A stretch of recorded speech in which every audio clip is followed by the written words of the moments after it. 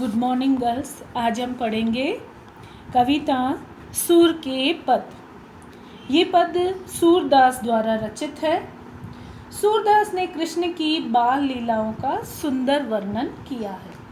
उन्होंने अपने इस काव्य में श्री कृष्ण तथा यशोदा माता के माता पुत्र प्रेम का चित्रण किया है।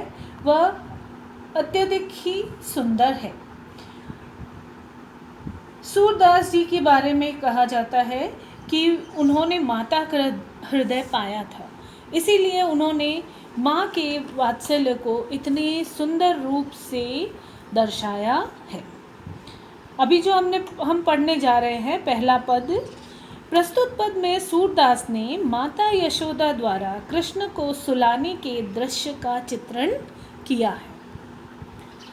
जसोदा हरि पालने झुलावे, हल रावे दुलराई मलहावे, जोई सोई कछु गावे, मेरे लाल को आओ निदरिया, काहे ना आनी सुआवे।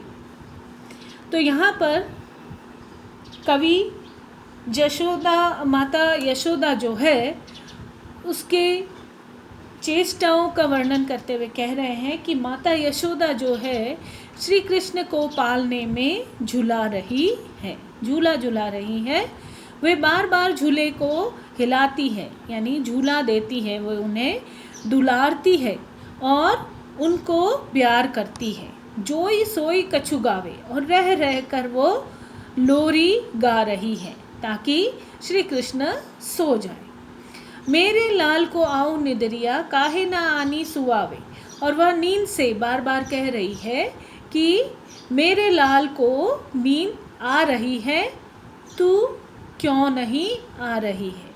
तो नींद से वह आग्रह कर रही है कि तू जल्दी से आ और मेरे लाल को सुला दे। उसे बड़ी ही जोर से, बहुत ही तेजी से नींद आ रही है। तू काहे नहीं बेगही आवे, यानी तू जल्दी से आ जा, तो को कान बुलावे। तुझे श्री कृष्ण बुला रहे हैं, कान्हा तुझे बुला रहा है। कबहू पलक हरि मूंद लेत है। तो माता यशोदा इस तरह से नींद से आग्रह कर रही है और ऐसे में झूला झूलते हुए श्री कृष्ण जो है कबहू पलक हरि मूंद लेत है, कबहू अधर फरकावे। तो कभी वे अपनी पलकें बंद कर लेते हैं, तो कभी अपने होठों को फड़काते हैं। अधर यानी होठ। सोवत जानी मौन है के रही। तो इस तरह से जब वे आंखें मूंद कर सो जाते हैं और अपने होठों को हिलाते हैं, तो माता यशोदा उसे देखकर समझती है कि बालक सो गए हैं। सोवत जान मौन है के रही, करी करी सैन बतावे।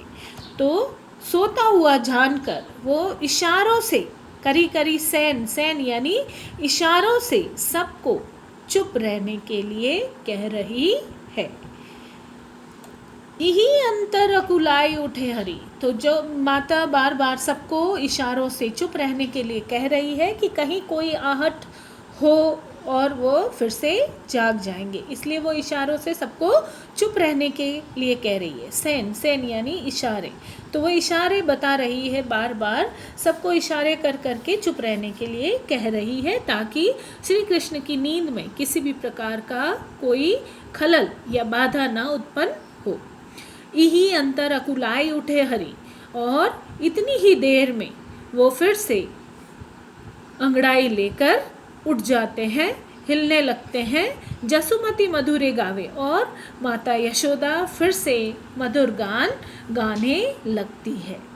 तो माता पुत्र की इन चेष्टाओं को देखकर सूरदास कहते हैं, जो सुख सूर अमर मुनि दुर्लभ, सो नंद भामिनी पावे। तो सूर का कहना है कि जो सुख बड़े बड़े ऋषि मुनियों को भी दुर्लभ है, बड़े मुनि जो है उन्हें भी दुर्लभ है, यानी उन्हें भी इस तरह का सुख प्राप्त नहीं है कि वे दिन रात श्री कृष्ण की बाल लीलाओं का दर्शन करें। वही सुख श्री कृष्ण के साथ रहकर उनकी बाल लीलाओं का हर समय दर्शन करने का सुख जो है वो नंद भामिनी यानी नंद की पत्नी को प्राप्त है। नंद की पत्नी यशोदा को श्री कृष्ण की बाल लीलाओं का जो सुख प्राप्त है वो बड़े बड़े ऋषि मुनियों को भी प्राप्त नहीं है। धन्यवाद।